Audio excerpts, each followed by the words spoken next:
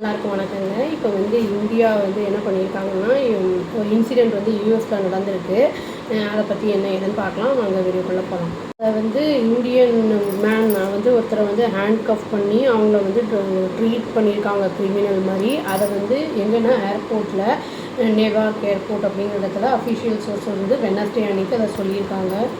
Indian consulate என்ன சொல்லியிருக்காங்கன்னா, நியூயார்க்கில் இருக்கிறவங்க வந்து கண்டுபிடிச்சிருக்காங்க.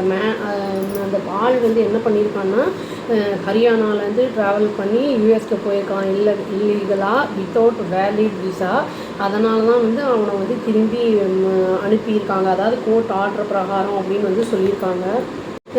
மினிஸ்ட்ரி ஆஃப் எக்ஸ்டர்னல் அஃபேர்ஸ் வந்து என்ன பண்ணியிருக்காங்கன்னா, இந்த மேட்ரு வந்து யூஎஸ் எம்பசியோட வந்து பேசியிருக்காங்க. இதை பற்றி நியூ டெல்லியில். அந்த இந்தியன் அந்த பையன் இருக்கான்ல ஸ்டூடெண்ட்டு, அவன் வந்து அவனை வந்து ஹேண்ட்கஃப் போடுறது, அவனை தள்ளி கீழே இதெல்லாம் பண்ணதெல்லாம் வந்து அவன் என்ன பண்ணியிருக்கான்னா சோஷியல் மீடியா இதில் போட்டிருக்கான். அது யூஎஸ் அத்தாரிட்டிஸ் பண்ணலை. அது வந்து ஏர்போர்ட்டில் நடந்தது. அது வந்து நல்லா வைரலாக இருக்குது.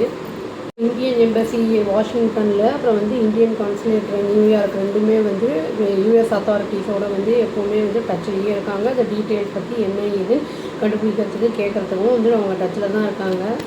யூஎஸ் எம்பசி என்ன சொல்லியிருக்காங்க அப்படின்னா வந்து அதாவது நாங்கள் வந்து டாலரேட் பண்ண மாட்டோம். விசாவையும் வயலேஷன் யூஎஸ் லாவையும் வந்து யாராவது வந்து மீறினாங்கன்னா அதை எங்களால் டாலரேட் பண்ண முடியாது அப்படிங்கிறத வந்து அவங்க மென்ஷன் பண்ணியிருக்காங்க.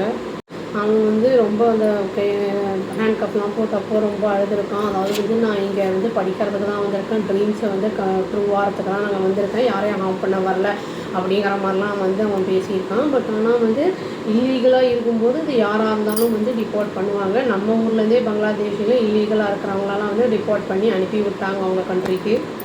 அவன் வந்து பிஹேவியர் வந்து ட்ராவல் கண்டக்டிவாக இல்லை அப்படிங்கிற மாதிரி சொல்லியிருக்காங்க. அவன் ஹெல்த்து கொஞ்சம் ப்ராப்ளம் ஆகிட்டுருக்கு. அதனால் வந்து அவன் சரி ஆனவொடனே இண்டிவிஜுவலாக அவன் ரெடி ஆனதுக்கப்புறம் இப்போ இந்தியாவுக்கு வந்து ரிப்போர்ட் பண்ணிடுவாங்க அப்படிங்கிறத வந்து சொல்லியிருக்காங்க.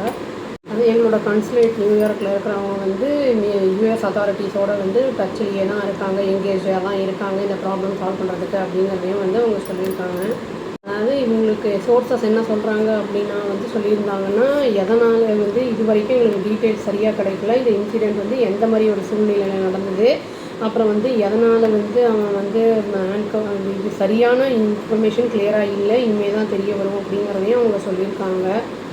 இந்த இந்தியன் மேனோட அந்த இன்சிடெண்ட்டை வந்து ஹேண்ட்கஃப் பண்ணது, அப்புறம் வந்து அந்த கிரிமினல் மாதிரி ட்ரீட் பண்ணது, அதெல்லாம் வந்து இந்தியன் அமெரிக்கன் ஒருத்தர் வந்து குணால் ஜெயின் அப்படிங்கிறவர் என்ன பண்ணியிருக்காருன்னா ஒரு வீடியோவாக எடுத்து அதை வந்து போட்டிருக்காரு. அதுவும் இல்லாமல் அவர் என்ன சொல்லியிருக்காருன்னா ஹெல்ப்லெஸ் அண்ட் ஹார்ட் ப்ரோக்கன் அப்படிங்கிறதையும் அவர் வந்து அங்கே மென்ஷன் பண்ணியிருக்காரு. இப்போது நம்ம ஃபாரின்லாம் போகிறோன்னா அது என்ன ஏதுன்னு ரூல்ஸ் எல்லாம் தெரியாமல் வந்து நம்ம இல்லீகலாலாம் போனோம்னா திரும்பி வந்து நம்ம தேவையில்லாமல் கஷ்டங்களை அனுபவிச்சுட்டு ஒரு சிறை கைதி மாதிரி தான் வர வேண்டியதாக இருக்கும். அதை வந்து ப்ராப்பராக என்னென்ன ப்ரொசீஜர் இருக்குது அப்படிங்கிறத தெரிஞ்சுக்கிட்டு அதை வந்து ஃபாலோ பண்ணி போகிறது நல்லது. அவ்வளோதாங்க. Thank you. Please do like, share and subscribe our channel and click the all option and tap the bell icon. Thank you.